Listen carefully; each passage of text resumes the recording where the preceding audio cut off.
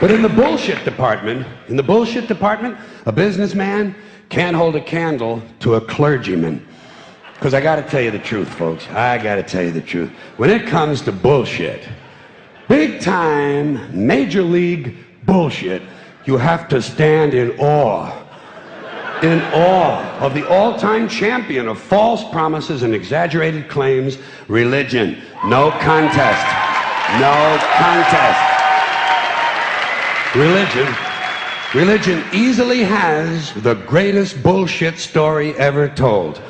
Think about it. Religion has actually convinced people that there's an invisible man living in the sky who watches everything you do every minute of every day. And the invisible man has a special list of 10 things he does not want you to do.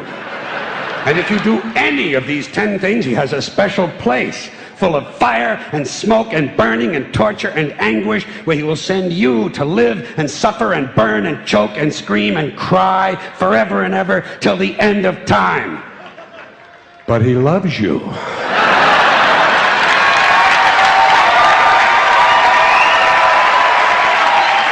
He loves you. He loves you and he needs money. He always needs money. He's all powerful, all perfect, all knowing, and all wise. Somehow, just can't handle money.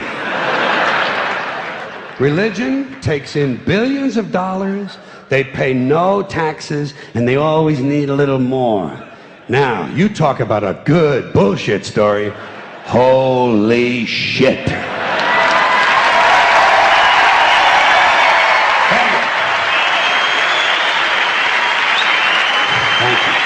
But, thank you very much. But I want you to know something. This is sincere. I want you to know, when it comes to believing in God, I really tried. I really tried. I tried to believe that there is a God who created each of us in his own image and likeness, loves us very much, and keeps a close eye on things. I really tried to believe that, but I gotta tell you, the longer you live, the more you look around, the more you realize something is fucked up. Something is wrong here. War, disease, death, destruction, hunger, filth, poverty, torture, crime, corruption, and the ice-capades. Something is definitely wrong. This is not good work. If this is the best God can do, I am not impressed. Results like these do not belong on the resume of a supreme being. This is the kind of shit you'd expect from an office temp with a bad attitude. And just between you and me, in any decently run universe, this guy would have been out on his all-powerful ass a long time ago. And by the way, I say this guy because I firmly believe, looking at these results, that if there is a God, it has to be a man. No woman could or would ever fuck things up like this.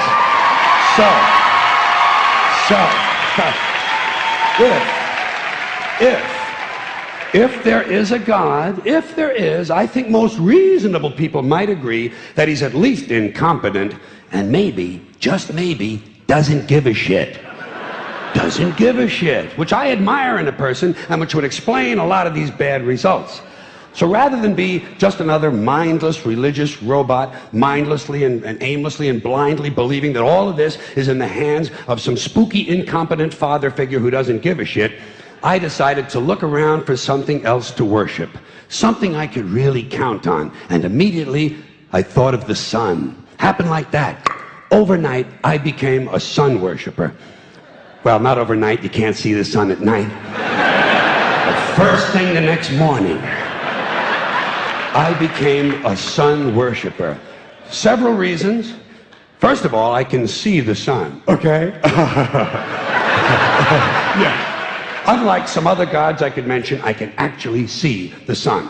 I'm big on that. If I can see something, I don't know, kind of helps the credibility along, you know? So every day I can see the sun as it gives me everything I need: heat, light, food, flowers in the park, reflections on the lake, an occasional skin cancer, but hey, at least there are no crucifixions, and we're not setting people on fire simply because they don't agree with us. Sun worship is fairly simple. There's no mystery, no miracles, no pageantry, no one asks for money, there are no songs to learn, and we don't have a special building where we all gather once a week to compare clothing. And the best thing about the sun, it never tells me I'm unworthy. Doesn't tell me I'm a bad person who needs to be saved. Hadn't said an unkind word. Treats me fine. So I worship the sun. But I don't pray to the sun. Know why? I wouldn't presume on our friendship. It's not polite. I've often thought people treat God rather rudely, don't you? Asking trillions and trillions of prayers every day, asking and pleading and begging for favors. Do this, give me that, I need a new car, I want a better job. And most of this praying takes place on Sunday, his day off. It's not nice, and it's no way to treat a friend. But people do pray, and they pray for a lot of different things. You know, your sister needs an operation on her crotch. Your brother was arrested for defecating in a mall. But most of all, you'd really like to fuck that hot little redhead down at the convenience store. You know, the one with the eye patch and the club foot, huh? Can you pray for that? I think you'd have to. And I say, fine, pray for anything you want. Pray for anything. But what about the divine plan? Remember that? The divine plan. Long time ago, God made a divine plan. Gave it a lot of thought, decided it was a good plan, put it into practice. And for billions and billions of years, the divine plan has been doing just fine. Now you come along and pray for something. Well, suppose the thing you want isn't in God's divine plan. What do you want him to do? Change his plan? Just for you? Doesn't it seem a little arrogant? It's a divine plan. What's the use of being God if every rundown schmuck with a $2 prayer book can come along and fuck up your plan? And here's something else, another problem you might have. Suppose your prayers aren't answered. What do you say? Well, it's God's will. Thy will be done.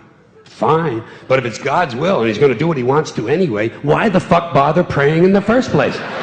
Seems like a big waste of time to me. Couldn't you just skip the praying part and go right to his will? It's all very confusing. So to get around a lot of this, I decided to worship the sun. But, as I said, I don't pray to the sun. You know who I pray to? Joe Pesci.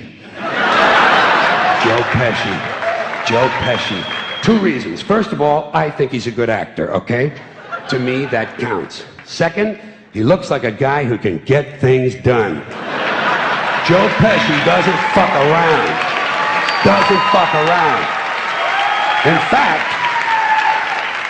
In fact, Joe Pesci came through on a couple of things that God was having trouble with. For years, I asked God to do something about my noisy neighbor with the barking dog. Joe Pesci straightened that cocksucker out with one visit. It's amazing what you can accomplish with a simple baseball bat. So I've been praying to Joe for about a year now, and I noticed something. I noticed that all the prayers I used to offer to God and all the prayers I now offer to Joe Pesci are being answered at about the same 50% rate. Half the time I get what I want, half the time I don't. Same as God, 50-50. Same as the four-leaf clover and the horseshoe, the wishing well and the rabbit's foot. Same as the mojo man. Same as the voodoo lady who tells you your fortune by squeezing the goat's testicles. It's all the same, 50-50. So just pick your superstition, sit back, make a wish, and enjoy yourself. And for those of you who look to the Bible for moral lessons and literary qualities, I might suggest a couple of other stories for you. You might want to look at The Three Little Pigs. That's a good one. Has a nice, happy ending. I'm sure you'll like that. Then there's Little Red Riding Hood, although it does have that X-rated part where the big bad wolf actually eats the grandmother, which I didn't care for, by the way. And finally, I've often always drawn a great deal of moral comfort from Humpty Dumpty. The part I like the best, all the king's horses and all the king's men couldn't put Humpty Dumpty back together again. That's because there is no Humpty Dumpty and there is no God. None, not one, no God, never was. In fact, I'm gonna put it this way. If there is a God, may he strike this audience dead. See, nothing happened. Nothing happened. Everybody's okay. All right? Tell you what.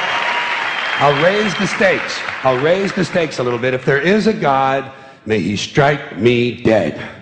See? Nothing happened. Oh, wait, got a little cramp in my leg. And my balls hurt. Plus, I'm blind. I'm blind. Oh, now I'm okay again. Must have been Joe Pesci, huh? God bless Joe Pesci. Thank you all very much. Joe bless you. Thank you very much. I appreciate it.